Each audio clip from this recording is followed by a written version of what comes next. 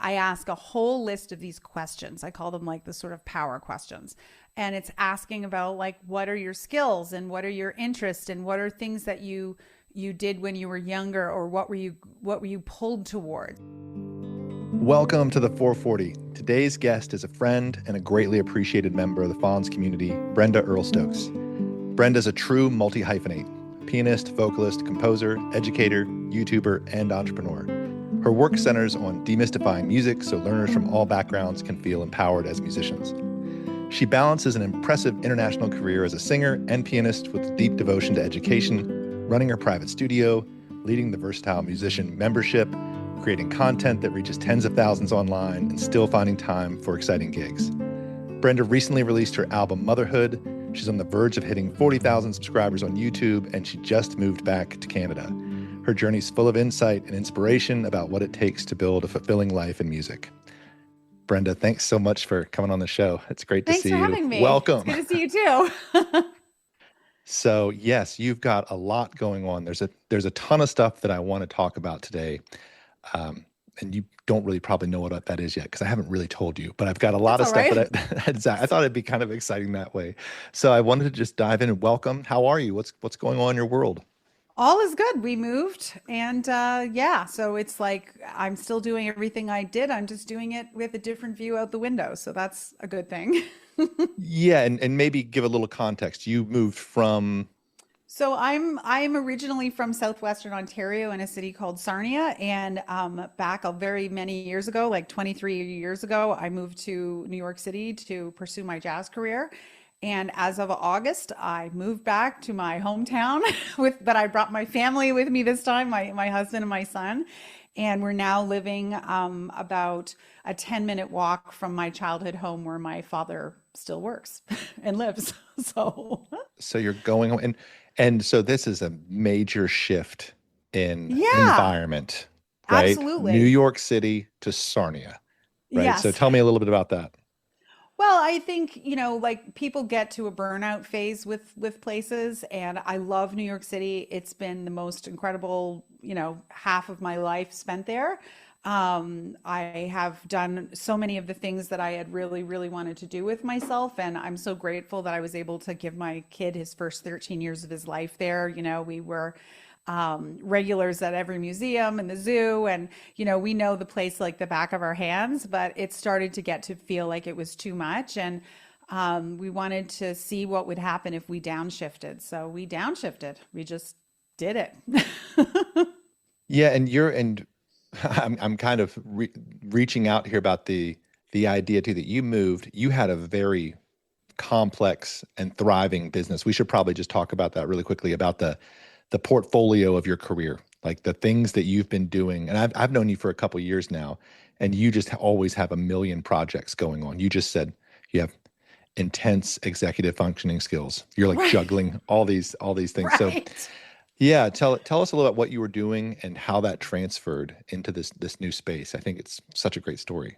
Yeah, so I think of myself as being sort of divided professionally into three chunks. One chunk of it is my one-on-one private instructing, which I do a lot of it virtually. I've been, since before the pandemic, I've had a lot of students, but since the pandemic, I have I'd say about 70% of my private studio is online. And then I have an online membership called the Versatile Musician. I was also an early adopter of online courses. And so during the pandemic, I turned it into a membership. So that's sort of the second rung of my life. And then the smaller rung these days is the part of me that performs and records and does all that kind of stuff. So pretty much everything is in support of one of the three legs on the stool. So it may seem like there's a lot of different things going on at once, but I'm really just thinking about three things. In my jazz composer and performer. Yeah. Private educator. You love that. One-on-one. Yeah. And then the course thing and the YouTube channel. The membership stuff. The membership thing. And everything I do is in service of one of those things. And each one of those things is sort of in service to one another. So it's not like I'm doing completely different things. All of those things are in service of one another all the time. So it seems like a lot of different things to do, but I'm really just thinking about it as those three things. Mm. What's the hardest part to keep up? I don't love the marketing part of it. Mm. And that's something that I think everybody struggles with, but I'm a person that I've discovered that as long as I have kind of an automation or like, what do they call it? An SOP. Is that what they call it? Like a A standard operating procedure. standard Yeah. operating procedure. As long as I have that, I'm okay. And so I've really tried to lean into that there's a process that I do, and it's the same process every time for any aspect of the things that I do, and I don't change it unless there's sort of like an evolution to it. If I change for example, I do a lot of song tutorials for the membership, and some of them end up on YouTube. I have had a standard printable set up for them for years. And every once in a while they'll evolve, but it has not really changed in, several years. Mm. So it's like that kind of stuff really makes a difference for me of like doing things more as a habit or more as like a routine. It really, really makes it easy for me to do the stuff that I need to do. Mm. I feel like in the first 3 minutes of any conversation, you can, there's these hints that come out that's like, oh, that's kind of the secret to what makes you successful Yeah. is, Oh, I'm very up. It's not a secret. I tell everybody. It's well, not, well, I it's guess, not a secret. well, and that it's being process driven. And I see you out there posting to YouTube, posting to social media, and Mhm. and I love that you said it's something that you maybe don't like as much. But this is another theme with all the people that I'm meeting with and talking with. That's so interesting is that there's a willingness to do something even if you don't want to, right? And you're like, you still do it because it's important, and you know that it's worth doing because you're like, oh, there's just 3 legs on my chair. Each one of those is a lot. Like running a private studio is a lot.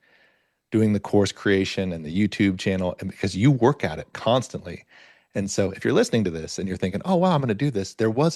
For years, we saw you post, seemed like multiple times a week. And then you were supporting that on social too, Oh as you were yeah, building that yeah. membership. So there was a real process driven kind of discipline to how you just kept putting stuff out there and kept going. Cause I know that it got really successful over time, but how long on the course side, was that years or was that months? Well, I mean, a lot of the things that I do, I don't really know what I'm getting into until I'm in it. I get an idea and I think, I wonder what would happen if.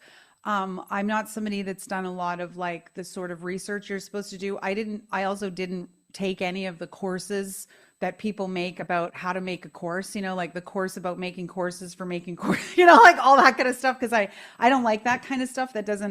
It doesn't really resonate with me. I find it a little bit annoying. And so I kind of went about it my own way, and just said I had this sort of idea of like, I've taught all these singers how to play piano. I wonder if there's a way I could take the first 10 lessons I teach everybody and put it in a course. That's what I said. And I called it Piano Skills for Singers. And it sold several hundred copies within a couple of months. And I was like, huh.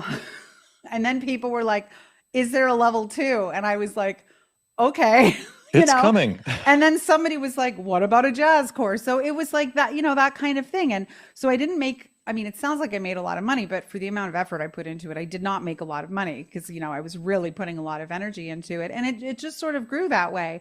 And as I was doing it, I was literally Googling and going on YouTube videos of how to hook up the keyboard to the to the PA system to hook into the computer. How do you use a camera? What do you do with the little thing that comes out of the camera? How do you put that in your computer? Like I was really like, I had no idea what I was doing, and so like I would do it and then I would say, well, how can I make this work a little bit better? And so it just kind of flowed into the next thing until, I had 6 or 7 courses. And then I was like, ultimately, and this was something I had written down for myself, ultimately, I would like to create a single place where I could compile everything I know about music and share it with people. That was sort of my vision. And so now the membership, the Versatile Musician, has over 1,200 unique videos. Whoa. I mean, it's like a huge body of work. And if somebody were like, oh my God, how did you do that? And it's like, well, it's one tutorial at a time. And I Yeah. made every single one of them. I edited them all myself. I wrote all the course material. Like I did every, I've consulted with people a few times, and I have a couple of little emergency calls that I have to people who can fix a broken, something on my website or something like that. But I did most of it myself. And because I did most of it myself, like I know how to do everything, and I just do it as I do it, but it's been a long time. Like my first course came out in like 2018. It's a long time, Yeah. But you it's a long knew that it time. was, I love that you did it all yourself. And, because there's some people that are supreme delegators.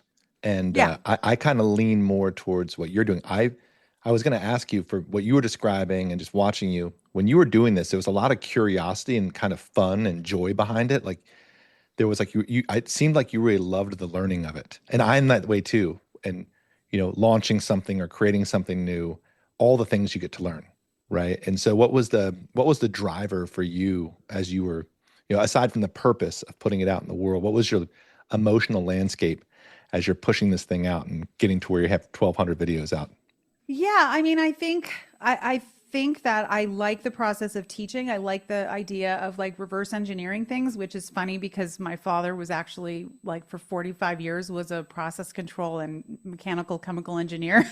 Oh my And you know how gosh. you say, "I'll never be like my parents," and it's like, oh, I think that's sort of what I'm doing in a way is I'm engineering things, and so I find it very interesting. Like some people like to take an old stereo boombox and take it apart to see what makes it tick. For me, I feel that way about songs. I'm really interested in the learning process. So I have a full, like a pretty intense course just on solfege and ear training, which again is pretty significantly niche, but I'm really fascinated by the application of solfege and how I've used it with avocational musicians, how I've used it with rock singers, how I've used it with jazz drummers. Like there's a lot of things about this that I find very, very fascinating about breaking it down and then seeing if I can get it to work, right? The same with somebody taking apart like, the lawnmower and saying, I wonder if I could turn this into something. For me, I'm like the same thing. Like, I wonder if I break it down this way and I administer it to the person, if it will work. So it's kind of like proof of concept for me all the time. And if it doesn't work, then to say, how can I get it to work next time? Which is what an engineer does. Yeah, and it's that's so interesting because that genetic gift, I guess, of your father's predisposition to being process oriented, that's kind of turned into your superpower. And Yeah, it really is. And it's a funny thing where I'll hear somebody, someone will come for a lesson and they'll be like, I've never sung before, or I sang with a band, but I don't really know how it works. I'm like, don't worry about it. We're good. And I feel very confident in what I'm doing. And there is almost no situation that I'm ever in where I think to myself, I don't know what to do. Or something's fishy about this. I don't know what to do. Like I usually know what to do. And if I don't, I eventually do know what to do. So it's a very exciting and very interesting thing to do. I also just really like being around people and getting to know people. I don't like being in crowds, but on a one-to-one basis, I really enjoy that. And I know all of these people all over the world and, get to help them do a thing that is meaningful to them or is enriching to them or, is helping them to like achieve some kind of a goal. So if I can make it easier for them, that's what I do.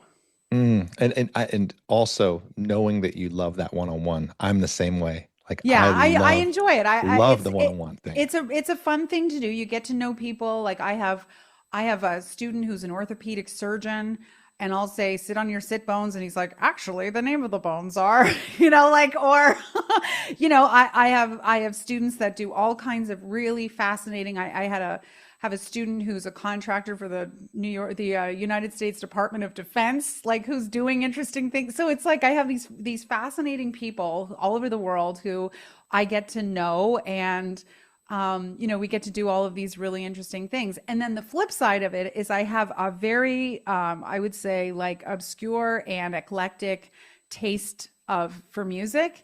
And I have like a pretty encyclopedic knowledge about a lot of different styles and songs. And so for me, that's its own like sort of, the movie The Beautiful Mind, where the guy, like, they went into his Yeah. studio and all this weird stuff is written on the wall. I sort of am like that with music and songs. So of like, did you know that these two songs that have nothing to do with each other are actually the same song? You know, that kind of stuff. Like, that part of it is the other part that I find extremely interesting, is like breaking the songs down to sort of say, like, I know this is going to seem impossible, but these two songs are the same song and here's why. Okay, Uh, so let's go. When did you discover that? And maybe just talk a little about your background and how you got to this, and maybe just dive into like an example of what you're talking about, because that's really Yeah, interesting. so I started out with like what I call middle class classical piano lessons, you know, in Ontario. Like in Canada, a lot of people do the Royal Conservatory of Music. I did. It was fine. My training was pretty good. But I wasn't that interested in it. And when I was 15, my high school band director introduced me to Oscar Peterson, who was always over my shoulder. I have his signed photograph behind me. And I got into jazz, and jazz was sort of the key that unlocked music for me, because I just am not a details person, or wasn't at that time. And so for me, it was really more about the feeling and improvising and being in a group setting and things. So I went to university for jazz. As a pianist, I kind of kept my singing. I literally would sing in a closet, like I was a closeted singer, because there was a closet at the school I would actually sing in. And, you know, I ended up trying to get out of Canada for a bit so I could stretch my wings. And the only way I could think of to make money was to go on a cruise ship. And so I lied and told them that I'd been doing sing-along piano bar for a million years, which was not true because I was 23. I hadn't been doing anything for a million years. So I went into that situation knowing about maybe 10 pop songs and like 500 jazz standards that no one wants to listen to. And I had to learn all the songs. So for 3 years, off and on, I did sing-along piano bar 6 nights a week on a cruise ship, singing in like 6 languages, and like, you know, doing all this stuff night after night after night. And that, plus my classical technique and my theory training, plus all the jazz stuff, meant that I started looking at songs in very different ways. And so, like, for an example, we're doing a songwriter series at the Versatile Musician, where I do a deep dive on a variety of singer-songwriters. And we've done the Beatles, Carole King, who else do we do? Billy Joel, Elton John. We're doing Neil Diamond. So we're doing Song Sung Blue. I'm putting together a tutorial for that. And as I'm playing it, I'm like, oh, wait a minute. This is the same song as No Woman, No Cry by Bob Marley. Okay. And if you were to say that, people would say that's insane. That's the stupidest thing I ever heard. Except when you write out the accompaniment, it's the same. It's the same. Okay. It's the same. And what's different is the vibe. And there's a couple chords that are different. But for the most part, the accompaniment strategy is the same. And if we were just to swap out the chords, you wouldn't know the difference. So, like, I don't know what superpower that is or what purpose it serves for the world at large. But what it does for the students that I work with is that we start to realize there's a finite number of options available. And what is the worst part about teaching people? It's that it's infinite, and that if you learn 10 things, there's a billion more things, right? Mm-hmm. But if you teach 10 things and there's only 20 things, you've really made progress. Do you know what I'm saying? Yeah, you start to get an understanding of how things work. Right. And you start to realize that if you know the 1-4 or the 1-5-6-4 progression, like the axis of awesome progression, Yeah. it's like 1,000 songs use that progression. And so then all of a sudden, somebody who thought it was going to take them 9 years to learn 10 songs is like, I just learned 10 songs in 1 week. It's all the same song. Or if somebody knows an accompaniment strategy and it's like a simple pop rock accompaniment strategy, there's half the songs on earth. You know what I mean? And if you change it a little bit and add a little something extra in the right hand, well, there's another 100 songs you can play. And that is so empowering to a student. I know guitar is taught similarly, right? And that's something that's so fun to teach. And I love teaching that way too. And it really does open up people's world to start understanding music in a way that they never thought they could. And they start to see these connections. And nothing's cooler than when a student starts to pick up on it, right? And starts to be able to hear it for themselves. That's awesome. Yeah, it's a really neat thing, and for me, it's quite fascinating too, because when you start looking at music this way or looking at anything this way, you realize there aren't that many things.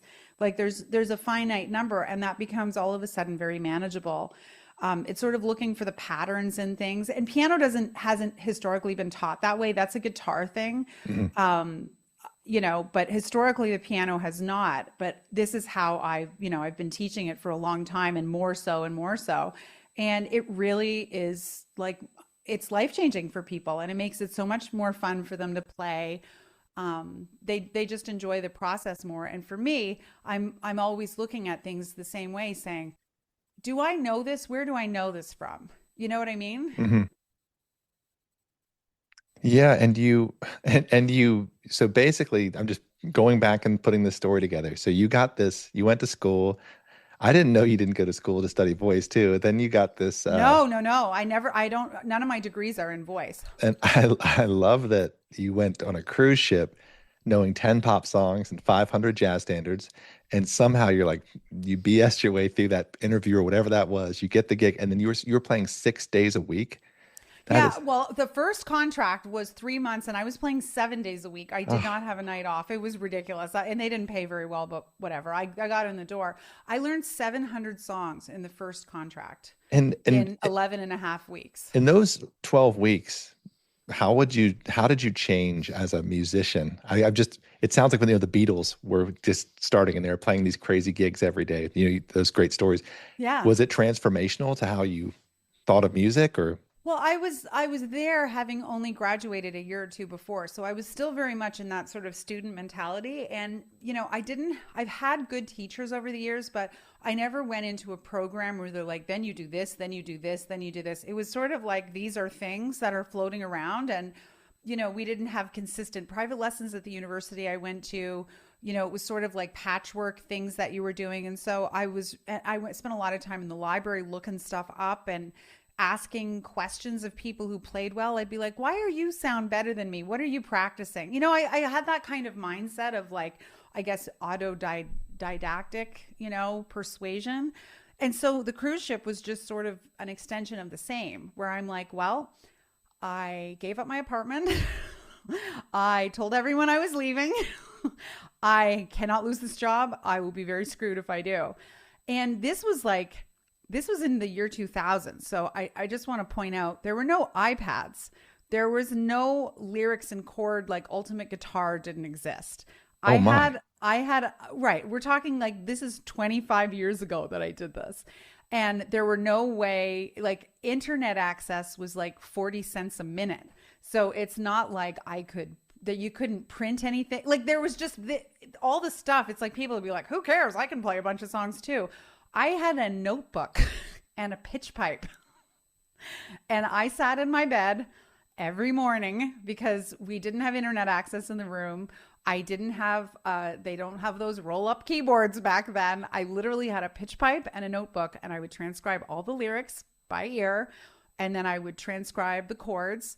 And then if I was lucky, I could sneak up to the lounge when everyone was off the ship to like check my work. And that's how I learned 700 songs. So it was like life altering because it used to take me like forever to do it. And then after a while, I'm like, oh, I know these ones already. And I'd zing, zing, zoom, and I'd be done. So it just got to be much, much easier over time. And that's when I really started to see that there isn't that much out there. Like a lot of it is just the same.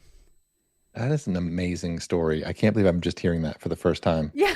If we were having dinner together and I sat you down at the piano and said, what was your song? What was the signature Brenda song from that era of your Oh, I cruise mean, ship? like I was playing like over 100 songs a night. So there was, I played Piano Man a zillion times. Okay. I played Margaritaville a zillion times. Like I played, Sweet Caroline and, all that kind of stuff a million zillion times. Brown Eyed Girl. Like I played all of that stuff. And then since it was the early 2000s, I was playing like, some of the Sarah Bareilles stuff that was coming out. So fun. I actually used to do Without Me by Eminem. Okay. Like, guess who's back? Back again. And I learned the entire song, like the whole rap The and whole thing. everything. Like just people didn't get it. Like sometimes they'd be like, what the hell is happening in this weird room? Like, because I was diverting out of what the usual was. But I found it very entertaining to just be in there doing that. So there were some things that I did just for me. I bet they did too. And it seems, every story has these little quirky little side quests that pop up that were really impactful, that really led to you. It became kind of your theme, right, for how music works. And yeah, I really push on these because every successful musician, their stories are very rarely just a straight linear path of, going to school, getting a great gig, going on tour or whatever, getting a record deal. There's usually really interesting moments that reflect on the person's authentic nature, like what are their skills, what are their superpowers, and then what their curiosity is, like what they're willing to like dig in. And then the third thing is I just had this great interview last week with David Cutler, who you may know. He wrote that book called The Savvy Music Teacher. Oh, yeah. And a big part of his book is talking about there's two types of people. There's, the people that don't get things done, and then there's people that just get things done, right? Yeah. And they have that, and you have always been one of those people that just gets things done. And, I love to see it. And it's really interesting to see because this whole story makes sense now, like where that skill set came from. Yes. I'm picturing you sketching out lyrics with a pitch pipe on a cruise ship, and it makes me smile. It's really, really interesting. And I'm hoping that if you're listening, that this is really inspirational, not because of what you did, but because of like how this could apply to like, oh, what's my skill set? What's my secret power or my super interest that I could It's an interest thing, and that's the difference. Like, and I feel like there's lots of people who I think feel like they are struggling with executive function, right? And I know that lots of people are, but I have seen it firsthand when someone's executive function skills all of a sudden change, and it's because they've sort of found the thing that lights them up. And, I know that people can like hyper function on things and hyper focus on things. And, that's sort of the thing that I think to be mining for. And so for me, like being very process oriented and being very methodical, and I will sit and write myself, like I reuse paper and I make these lists in marker, and then I scratch them. It's like I have this protocol of things that I do, and I just do them. I find the tools that work for me. I try to not change things if I don't need to. Every once in a while, I think I'm going to find some product that's going to save my life, and it never does. There's not. I mean, I would actually say that Fonz is probably one of the very few tools that I thought I'd give a try to, and I was like, okay, yeah, this is one. Like, to put it back to Fonz. That was one thing that I adopted, but all the social media schedulers and all the this and all of that, it's like, nope, never does anything. But there've been just the couple of things that have really made a difference for me. So. And there was one other piece that I noticed in your journey is grabbing onto opportunity. Right? You had this opportunity as a young classical player, and you picked up jazz, and you glommed onto it. And then you got the opportunity to do this cruise ship, and a lot of people would just say, I'm not qualified. I'm not going to apply. Like you see that all the time. I'll never get that. What's the point of applying? But going for it and being fearless, because I feel like that's another one of your kind of character traits, is that you're pretty bold. You're pretty comfortable going after what you want, doing the work. Because it takes resilience, because you're putting yourself out there, right? To be, if you're performing, to be heckled or to be criticized. But you seem to have pretty thick skin. Do you think, did that come from your time gigging on a cruise ship too, or was that just something that was intrinsic to you? Before. I always say that I think one of the things that's different. I know people talk about having imposters syndrome, and I know that's something that a lot of female identifying folks struggle with. Like that's like a girl thing that we have, and I don't have that. I have lots of the girl things, body image issues, etc. But I never had that. And I started thinking like, gee, everybody's always talking about this. I don't have it. And why? Well, I was raised in a single parent family with just a dad. So my mom passed away when I was young. Oh. And so I just had a dad. And so I didn't learn that from anybody. Like, I wasn't around there were not very many like adult women in my life outside of like, teachers and stuff like that. But as far as like very close family members, I didn't have a lot of that. So that wasn't socialized into me. So, and my father always had this interesting point of view. He still has it where he's like, you know what? You know what you're doing. You'll go figure it out. Like, what's going to happen? Go figure it out. And so he was always like, just go figure it out. You'll figure it out. And so that's what I did. Because this started before, like when I was going into my last year of university, I was starting to think, well, I'm going to need to make money now. I'm going to have to do something. What am I going to do? And I had been working as a ballet pianist for a long time. Like since high school, I had accompanied ballet classes. So I went to the yellow pages because I'm old. You know what those are from the phone book.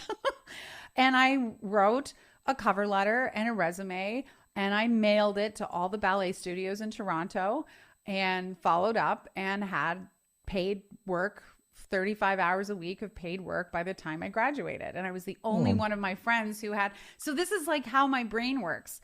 So when I realized I needed to get out of Canada, like I was ready to get out, it was the same thing. I looked up all the cruise companies and put a demo together and sent it to them and like hoped that someone would hire me. And the one guy who called me, Mike Suman, who's like one of the top contractors in Florida, he was like, you seem really young. Are you sure you can do this? And I'm like, are you kidding me?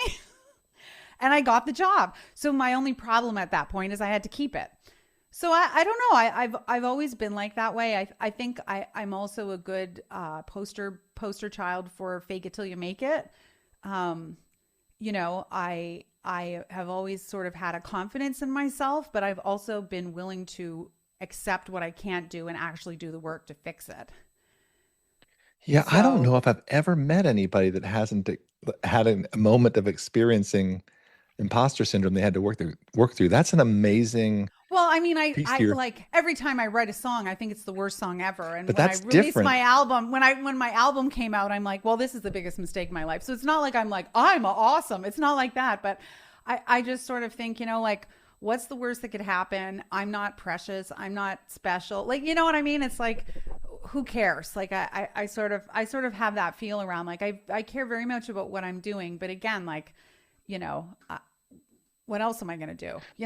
That is a gift. That is a gift because I've experienced it and I've talked to a million people that have experienced it, and it just feels that feeling of not feeling that you've earned your spot to share what you have to share, right? And so, which you don't have that block. For a lot of people, they have to work through it. Well, I think the reason for that is too, because like being again, playing the woman card here, but being a woman in a male dominated industry, like the jazz industry, that has a lot of big problems even now, but especially more 25 years ago when I was getting started, of a lot of like people and men telling me that I couldn't do it.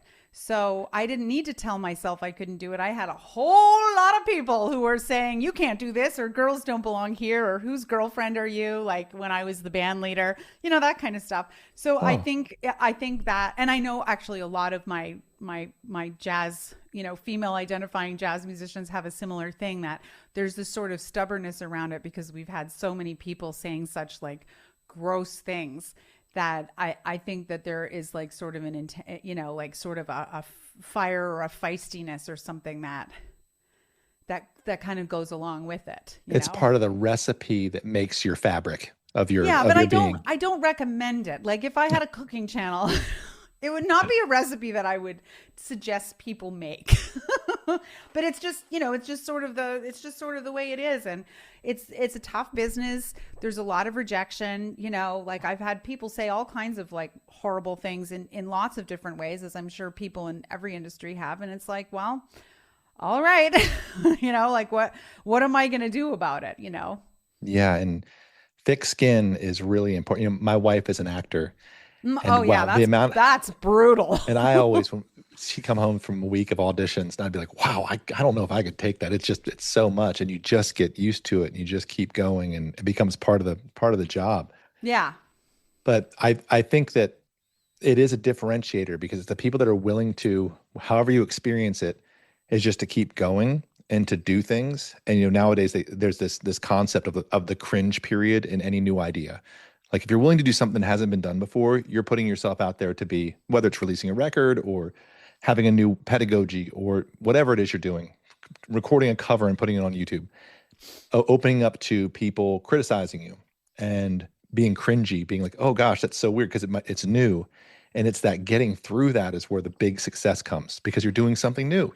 You're offering a new way of doing, a new way of thinking. And so if you can have a vision and push yourself through that, that's where the real gold lies. That's where the real success lies, right? And it's kind of it's a recurring theme for people that have an inclination towards doing that. And it can be driven by purpose, right? I love to teach. I want to share this thing. It can be driven by curiosity and interest, which is really great. It's rarely just driven by like, oh, I just want to make money, right? It's usually it needs to be. If people are trying to do it to make money, they are not doing it in the right place, the right thing in the right place, But I would even say like I would even look at this in the opposite view where you're saying when someone's doing something new, I would argue that no one's doing anything new because everyone's released a cover or there are lots and like millions of examples of pedagogy styles that have been launched. So I sort of take comfort in the fact that I might be doing something new for me, but I'm not doing anything new. Like even if I invented a new instrument, people have done that before. You know what I'm saying? Now I do. I understand. So for me to be on a YouTube channel, like, yes, I'm doing something that I haven't done before, but a whole lot of other people have done it. It's not like I've decided I'm going to like paint myself purple and walk through Times Square. But even if I did, someone's done that before. So I almost take comfort in the idea. It's like there's this Bare Naked Lady song, speaking of now being in Canada. Oh, there she goes. Where it's like the song is something called like It's All Been Done Before or something like that. So I kind of take comfort in the fact that, like I'm just another bozo on the bus. I love that saying. It's like, I'm just another bozo on the bus. I'm just like doing a thing. I'm trying a thing.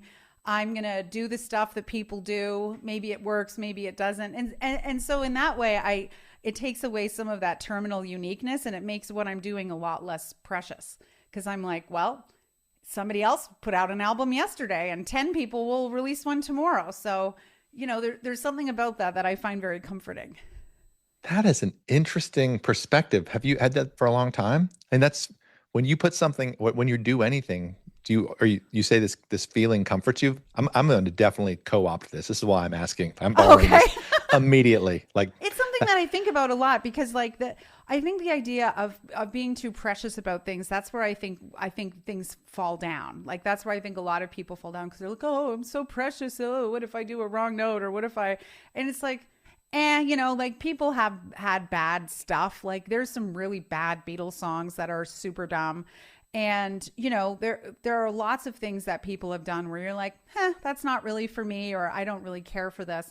But, everybody's kind of putting stuff out there and doing it. So I guess I just try not to be too precious about this stuff because when I'm putting something out, it's not me, it's my work. You know what I'm saying? If I was posting a picture of myself in a bathing suit, I would feel very differently about this. Do you know what I'm saying? Or if I were to tell somebody about an argument I had with my husband and ask everybody who they thought was right, that would be me.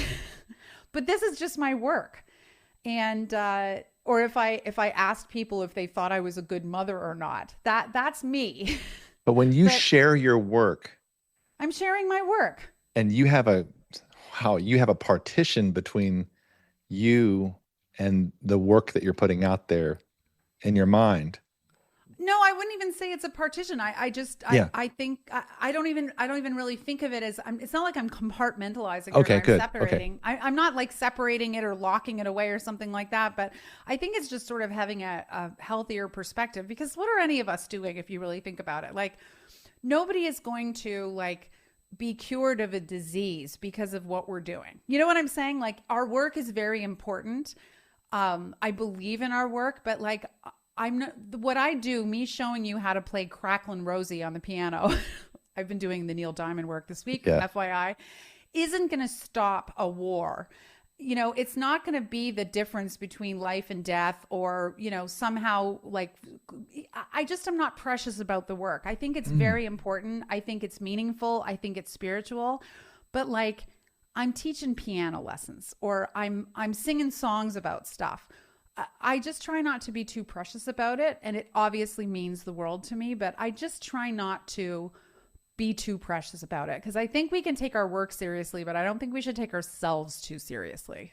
Yeah, let's bring this all back to me, because yeah, please, by all means. Only because everything you're saying, it's like I'm really curious, because I really one of my great struggles was writing a new piece of music, performing in concert, whatever that thing was, is in my journey was being able to sit down and perform and feel like myself and be joyful, Yes. and not being like, oh, people are judging me. Here's what I'm playing. And I, because I just didn't have that. And I mentioned that because a lot of people that I know, we're working on trying to achieve what you're talking about, because it doesn't come naturally for a lot of Well, us. it doesn't come naturally. I don't think it comes naturally. Yeah. I think it's part of the process. And I think for me though, because I certainly like, I put out an album last year, and it was like very personal. It was a lot of very personal stuff about, the album is a collection of songs about the sort of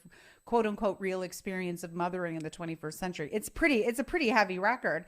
It was a lot to put out there. It was very personal. And I obviously like had many sleepless nights about the process. So it's not like it's easy, but I just try to have as much kind of perspective about it as possible. You know, I was going to ask you that. it's just perspective. And I think that's been part of my like general kind of growing up process, is like, you know, just coming to terms with the fact that this is important work, but it's not that important, you know, like in the grand scheme of things, you know.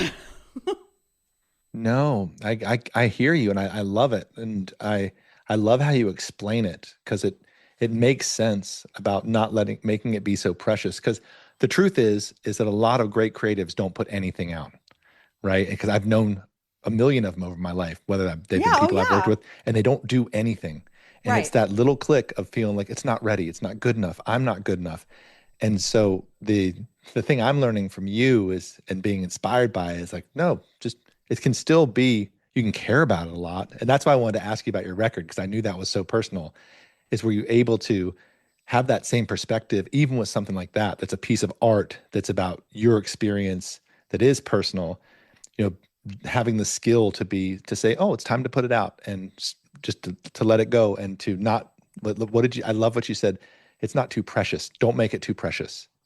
Right, or else it would never have happened. I mean, it took me like 12 years to write that album. Like I'd been writing little ideas down while I was pushing the stroller around with my baby in it, and he's 13 now, you know, and I'd been thinking about and like reading philosophy of like women's issues and motherhood, and, you know, the invisible labor gap, and, you know, all that kind of stuff. I'd spent a lot of time with it. I took the work very seriously. I cried more tears than I can ever imagine while I was writing the music. Like, I had sleepless nights over it. I mean, obviously I'm not like just like, cool, man, whatever. But, you know, when I put it out into the world, it is what it is, you know, that's kind of where it's at. And I think people can get very stuck into sort of self-sabotage, and then it's like, well, why does so-and-so get all the attention when, you know, a lot of the people like who are having these huge following on social media aren't even necessarily the most talented people, right? You know, we all know people were like, oh my God, they have 1 million followers, and because of that, they're performing at whatever. It's like, well, what did they do? They just showed up every day. Because, you know, some of the people are the most talented people, but a lot of them, there's lots more talented or gifted people, or people who sing better or play better or whatever. But it's the people that showed up.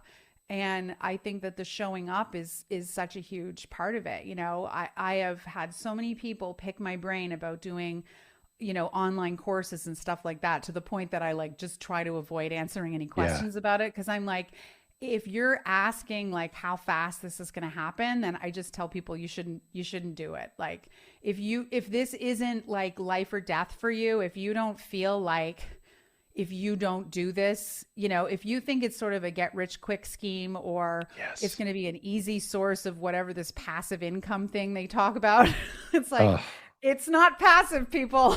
You got to show up.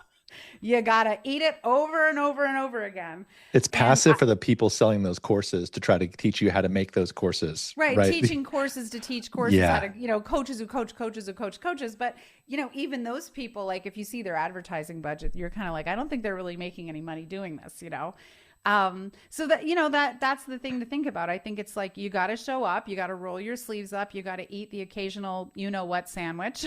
Yep. And, it's like you just keep putting in the work for it, Yeah. And by the way, I want to make sure I'm going to share all these links down below for will be in the program notes. And because you got to check out the album, listen to that, but definitely I want people to check out your YouTube page too, and kind of see what we've been talking about. Mm-hmm. So let me ask you, as we're kind of wrapping this up a little bit, because this has been so good. If you were to, and I think I pretty much extracted this, but if you were, say, talking to somebody who was just in music school now in their final year, because I'm talking about this every day, which is this whole thing of don't go to art school, don't study poetry, don't study philosophy, just go to study finance. And I just am I think that an art degree or a philosophy degree or a writing degree or a great books degree right now is like the most powerful tool, because I'm hanging out with a bunch of other startup founders, and what they're looking for is like true creativity and the work ethic that comes from being able to be a great musician, or to be able to do any of these things really well, or communicate a message really well. Right. So if you were, talking to the you of your final year of music school, what would be the first thing that you'd do now? Would you be looking for a gig or a similar thing in the universe? It's what I did. Like I tell everyone to do what I did, like start thinking right away. I have this talk that I've given at a bunch of different universities where it's like,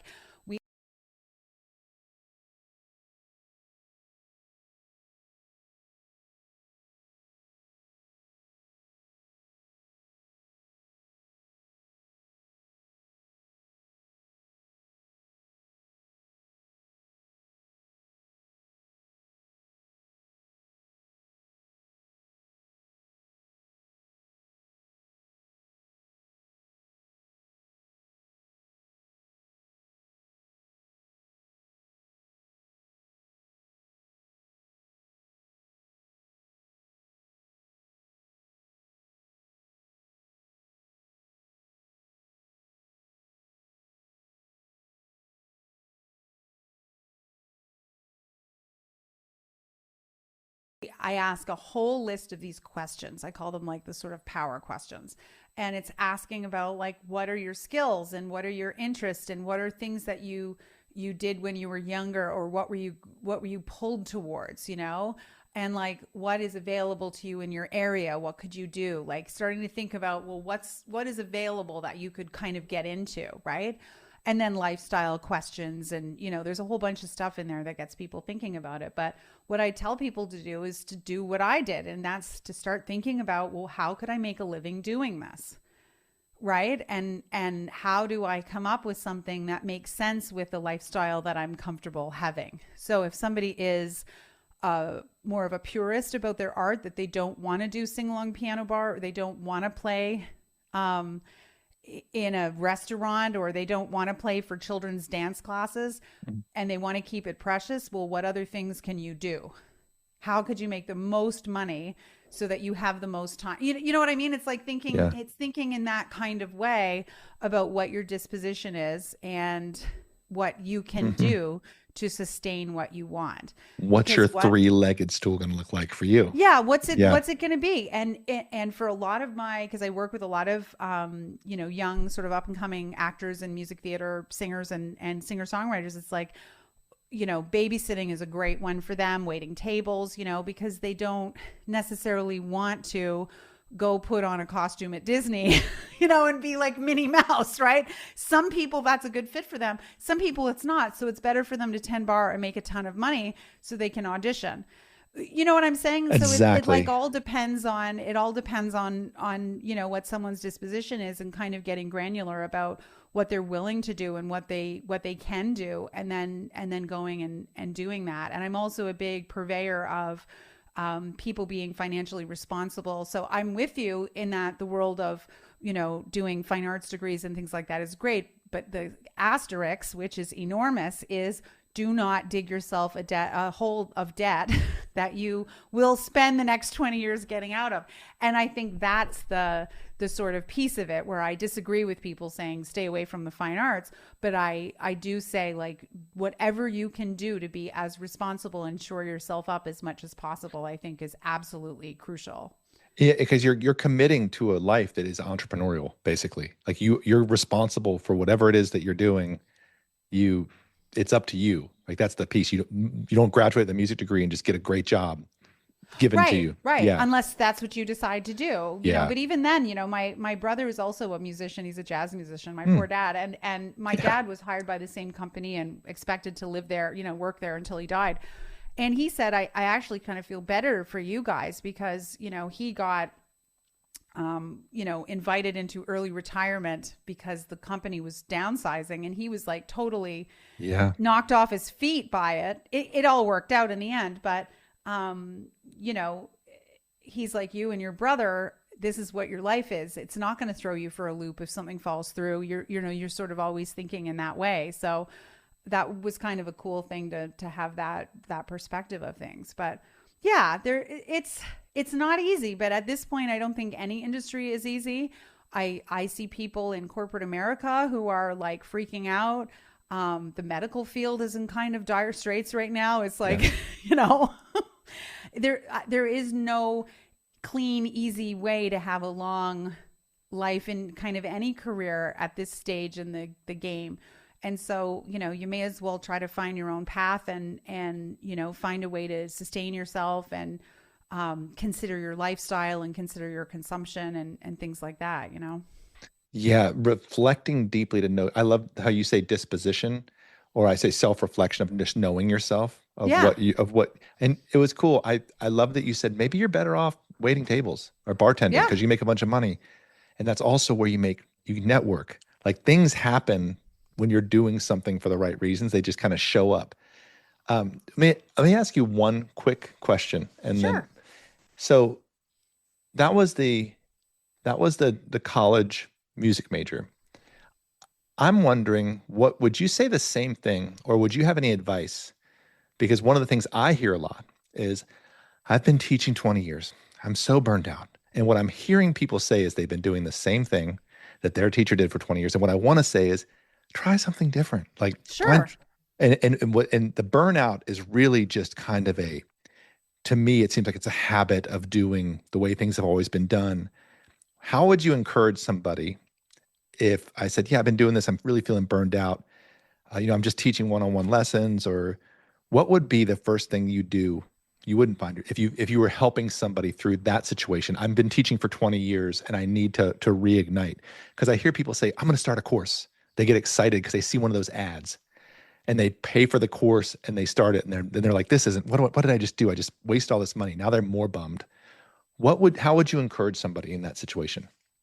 So I'm like, usually don't like life coaching type stuff, but I would say like doing a life overhaul, or like sort of a general life assessment, because a lot of times like there are external forces that are really messing with us that we may not be thinking about. So to go and do kind of like a life autopsy, to be like, what's happening here? And is your home cluttered? Do you have some dysfunctional people in your life? Like you have some friends who are like a downer, to like sort of take some curiosity and look through. Like for me, about 7 or 8 years ago, I started to feel really overwhelmed by clutter. And I created this course called Thrive in 2025. And it's all about sort of putting your life together in all these different ways. And the first one I think was on like decluttering. And it's like, go through your closets, get rid of half your stuff, right? Declutter your subscriptions, declutter, like clear it out, right? Look for people who are spreading negative energy in your life. Get rid of those couple of students who cancel all the time. Get rid of the church job or the whatever accompaniment job that is making you miserable. It's like, really do a life detox, and then have a look and say, like, have you gained a few pounds? Are you exercising? Are you spending quality time with your spouse or partner? Is there unfinished business? It's like, do all that first and then tell me how your job feels.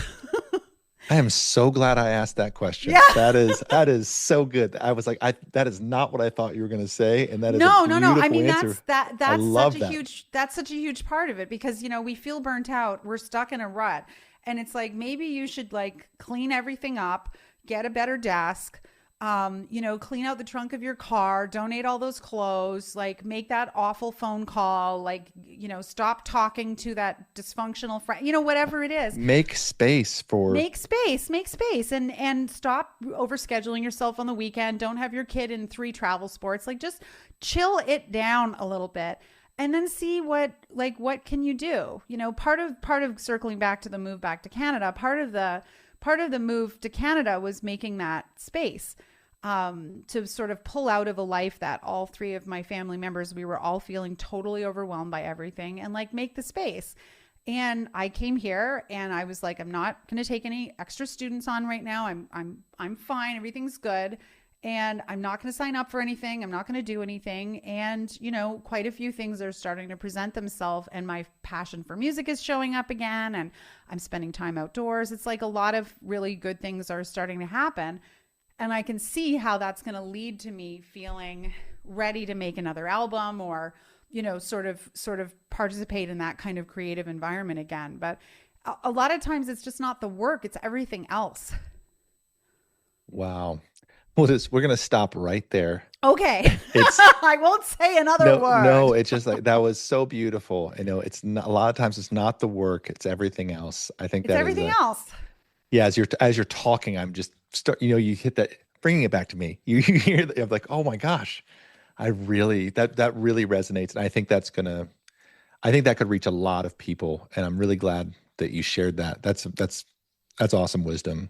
Yay. Well, I hope you can come back and do this again, because anytime I'd be happy to. I have lots of other things I'd like to blather on about. So yeah, there's so many things we could have gone down that route of those 700 songs, but yeah, hey, exactly. I'm going to, please, if you're listening to this, check out Brenda's album for sure. Check out her YouTube page and learn more about her program.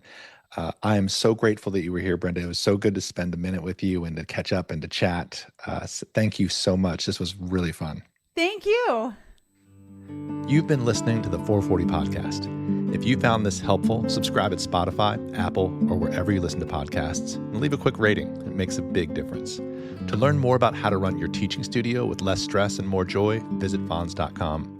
I'm Eric Branner. Thanks for being here.